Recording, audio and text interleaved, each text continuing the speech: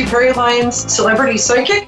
We're in a little different studio today because this is Elizabeth Grace. Move over here a little bit. Where are you? I'm right here. There you are. Elizabeth Grace is celebrity astrologer to the stars. Kind of fabulous. And happy Halloween, everyone.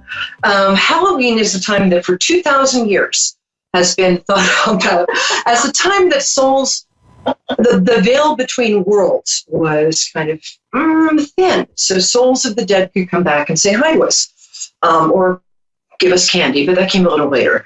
It was based on an ancient holiday named Samhain, which is a Celtic word meaning please give us candy or we'll egg your house. I'm wearing a headscarf today. My father was an Eastern European descent, and in the language of his ancestors, the word for witch was mechastrefer, which is a word meaning I'm wearing a headscarf because Walgreens was out of witch hats. So anyway, happy Halloween. I hope everybody's having a great time. This is Elizabeth Grace.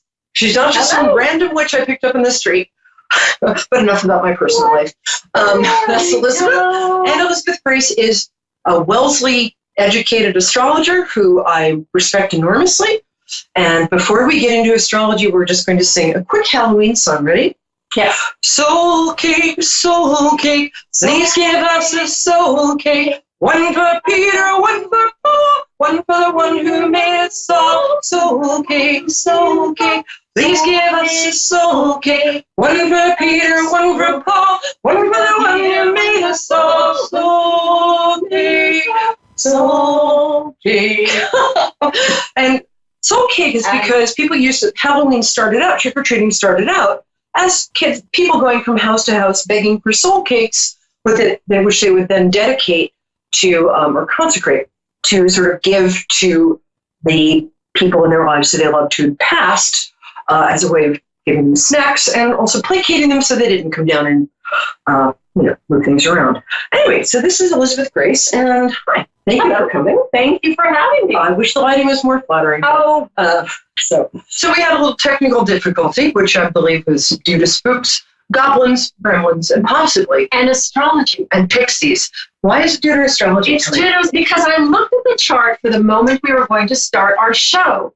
It just, because every moment in time has a horoscope. You guys you can't see the detail, but you just have to trust me. So I did a chart for 9:00 p.m. in New York. And I looked and I said, we're going to have it's going to be a little foggy a few minutes into our show, and when we may get cut off because of the patterns I see in this horoscope. That's every moment has an energetic thrust, and so we have the potential for a bit of confusion. And that's down to Neptune, right? And Neptune at the top of the chart, and Saturn, which is sort of on one of what we call the angles of the horoscope. So it had sort of like a getting cut off potential, which is exactly what happened. Great. But this is, thank you. So we're never surprised by this, and we just roll. Perhaps you could have mentioned that earlier, but that's okay. So anyway, Neptune is actually great to have at the top of the chart for the show because Neptune happens to rule intuition, sort of glamour, and various sort of psychic things. Now, I don't know where we left off when the gremlins got us. We were singing. So possibly that's Neptune. Possibly God was sparing you. Anyway, Elizabeth is going to be doing charts for the callers that were lucky enough to get in today. They're saving a lot of money because Elizabeth is the best at what she does. And we were talking about how in every tradition for thousands of years, tonight is a night when the veil between worlds is a little thinner than usual. What that means is this is a good night to do any kind of manifesting work, any kind of, especially if you're trying to manifest free candy, but any kind of spiritual or intense thinking work, okay? And Elizabeth, tell me a little about why this holiday always occurs in the sign of Scorpio. What does Scorpio mean? Well, Scorpio is a sign of the scorpion, obviously, also the eagle and the lizard. Scorpio is a water sign. It's a very deeply emotional sign. It is what we call a fixed sign, which means it's quite tenacious in its emotions and attitudes. It needs to consolidate information and resources with depth for the sake of control. And is it also something that perhaps has something to do with the underworld or transformation? Yes, it is. Okay. Scorpio rules the area of the horoscope that's related to death, and so decay and regeneration, and rebirth. And the thing that's really cool about Peri is that she knows her astrology, which is not all psychic intuitive people are going to really know what they're talking about. But Peri has studied very deeply in these matters, these esoteric matters. No, seriously. I'm telling you. So, she knows her stuff. Yes. Well, thank you. You're welcome. Tonight, actually, we're going to show off how much you know your stuff, and we're going to take the first call, which is from Texas. Oh, good. Which I love. Hopefully she has her birth time and place and date, or a birth date is fine, but the more details you have, the better. We'll both look at stuff. So, darling, we're going to take the first call, and I know you're calling from Texas, and tell me your name. Tiffany. Oh, hi, Tiffany. Great name. We approve. You can keep it. Hi. So, if you don't mind telling Elizabeth your birth date, place, and time, is that all right? Yes. April the 8th, 1970, Topeka, Kansas, at 1:32 in the afternoon. 1:32 in the afternoon, April 8th, 1970. And where were you born? Topeka, Kansas. That's a great. Kansas is very Halloween because the Wizard of Oz and the ruby slippers and all kinds of fun magical stuff. I don't think we're in Kansas anymore. I don't think we're in Kansas. Are you a good witch? No, I don't know. One more, Tiffany. Indulge me. I'll get you. Oh yes, your little dog too. Yes, that was what I was going to do. Okay. So, Tiffany, do you have a specific question? Would you like Elizabeth to just give you a brief, concise sort of overview? If you could just give me an overview to begin, that would be fantastic. Oh, okay, so the brief overview is that you are a sun sign Aries. Okay, you probably know that. Aries falls downstairs because it's faster than walking. You need to get there first and be an inspiring and inspirational leader. And that's very much the energy that you need to project to the world. You need to be the face of this leadership that probably involves a big picture belief system, like you're wanting to influence the collective thoughts, like law, psychology, philosophy. So Aries is a leader, is what I hear you say. Aries is a leader, and in Tiffany's horoscope, it's this. She needs to really project that leadership. A lot of stuff at the top of the chart there. And there's a lot of stuff. So you're in Aries, Tiffany, but what drives the horoscope is the moon. You have to pay attention to the moon in the horoscope. We are much more than our sun sign. When you look up at the sky, you see that from our perspective on planet Earth, the sun and the moon are the same size, which suggests that we need to pay attention to the moon. And your moon is in Taurus. So you have this need to have material comfort and security that tones down that Aries, I'm going to walk off a cliff. Drive. Aries can be very impulsive, but you would need to feel very comfortable. And I would say that this year, going into next year, 2019, particularly as you move towards the end of the year, you are likely to be shaken up you have the potential for change. And so I'd like you to be open to that with the moon in Taurus, because moon in Taurus doesn't necessarily like change, but you have potential to make quite a fresh start in 2019 toward the back end, if that's something that you're open to. In what area is Tiffany's change coming? In what house?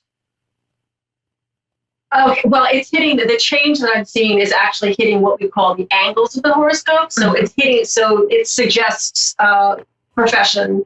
You're probably feeling a buzz right now of having what are the fresh starts, the fresh thinking that's coming into your mind, Tiffany? I think you're going to be, the suggestion here is that you're going to be quite energized in 2019. I need to shake things up. Do you mind if I throw in my I second want you to perspective? throw your Okay. stuff because that's the fun thing. I have a headscarf that needs to be. That's right. She doesn't have to look at. She doesn't have to do math. That's a good thing for all concerned. Yes. Okay, so Tiffany, what I'm getting is a lot of change around your ambition in work and expressing yourself in work, and also possibly getting really kind of focused on what you love and what work means to you in terms of, like, not just going to the office from 9 to 5, but like it's important for you to make a contribution. It's important for you to feel like you're helping people and changing things for the better. And that's a little vague, but what I'm saying is that for around January, February especially, you're going to be very driven by your need to have your work be meaningful. You might even, again, go back to school or take some courses or do some learning that will both up your learning potential, your earning potential, learning and earning, and also will make you just sort of more fulfilled. It also feels to me like, do you mind if I ask, do you have kids? Because I'm getting kids. I'm sorry? Do you have kids? Because I'm getting kids. I have an only. You have one. Let's see, 78. I wouldn't rule out either I think within 2 years, there might be another child sort of in your orbit. Not orbiting you, that would be odd. But wow, your kid is cool. I like your kid. I get that you're I'm sorry, I think it's I think you have, my guides are saying son and I'm saying daughter. So I'm gonna go with daughter. What's she like? My daughter? Yeah. She's an indigo child. Okay, that makes sense, because it seems to me that any health challenges she had are in the past, and that she is kind of going to be, as you are going to be in sort of the work arena next year, going to be an instrument for change, for good change next year in the lives of a lot of people she encounters. And she feels to me like she is artistically gifted, and by artistically I mean writing, painting, anything that involves creativity. Is that right? Is she good at that stuff? Yeah, that's what she prefers. Like, she's whip smart, but she prefers to do anything artistic, painting, doing YouTube videos on her GoPro, anything. Like, she just she's really smart. She's homeschooled. She's so smart because she couldn't handle it in regular school because it was just so boring for her. But she prefers singing and dancing and doing all that stuff, but not anything structured. She just likes to dance in the living room in her underwear. Well, I love, she sounds awesome. And yeah, I could see where school for somebody that sensitive would be amazing. Let me just quickly look at your chart and ask Elizabeth one next thing before we let you go. Thank you so much for calling. I really appreciate it. What is one great thing that's coming up? I have a quick question. Yeah. So what I'm really wondering is that I feel like in the last couple of years, my guides have kind of left me. And so I'm trying to figure out if they've gone for good, or are they just observing from afar, or where are they? Actually, I'm going to take this one, and I'll hand the next thing off to Elizabeth. No, what you did was, okay, let's say that you're you, which you are, so that's easy. And let's say your guides are sort of behind you like a chorus line in a musical, right? Maybe without the sequence. And so sometimes various guides will step forward and be more present, and you can hear them more. And then some guides they'll step back, and other guides will step forward. Sorry, I'm trying to get back. And I think what happened is the guides that you were used to sort of step back into the chorus line. And there are guides who've been with you, but you don't recognize them because you're sort of so used to you're sort of listening for the other guides, and these guides are in a different vibration, the higher vibration. It's interesting because the other guys were sort of a middle vibration, kind of taking you through everyday life. Now what you've got is high vibration guides, and by lower vibration, I don't mean worse. I just mean guides who are taking care of your lower chakras and sort of giving you more material grounding. And higher guides for opening you up to spirituality. So what I would do is just maybe get a good app like Calm to meditate for a bit. Because if you meditate in the morning for about 6 or 7 minutes, it will open you up to hear new guides. Is that cool? That makes sense? Yeah, that's awesome. Yeah. And the guides who are around you now are more ancestral than the others. So you might want to go on Ancestry.com, see who talks to you in terms of like when you're looking at people, see like, oh, I like that person, because those are your guides. If you notice them, well, there's a reason. My great-grandmother was, when I was 4, I was really close to death, and my great-grandmother, who died in like 1930, was sat with me while I was going through all of this. And I know she's always been around, but as my guides, I don't recognize them the way I recognize when my grandmother comes. Sorry. Recently, and it's been really kind of lonely. No, that makes sense because you're great. That's sort of what I was picking up. So yeah, just listen for the new guides and be open to feeling a different kind of vibration. You're good at that. So thank you so much for calling. We're going to take the next person, but happy Halloween and give your kid a hug for me because I think she's awesome. So thank you. Okay, thanks. Stay safe. By my little Aries cupcake. Okay, quickly, next caller, if you could tell me your name and your birthday and date and time, and Elizabeth will give you an overview, and I'll give you a psychic sort of backup chorus. Hi. Hi. You there? Hi, sweetie. How are you? Oh, yeah. My name is Angela. Good name. When's your birthday? Please. May 6th, 1975. Well, I'm sorry, May 6, 1975. May 6th, 1975. What time were you? Yes. Do you know? Sorry? A time? No, I don't know the time. Okay, where were you born? In Ontario, Canada. Kingston. Oh, cool. Okay, we're going to do this really fast. But while Elizabeth is putting in your data, I'm going to ask, do you have a specific question tonight? I do, actually.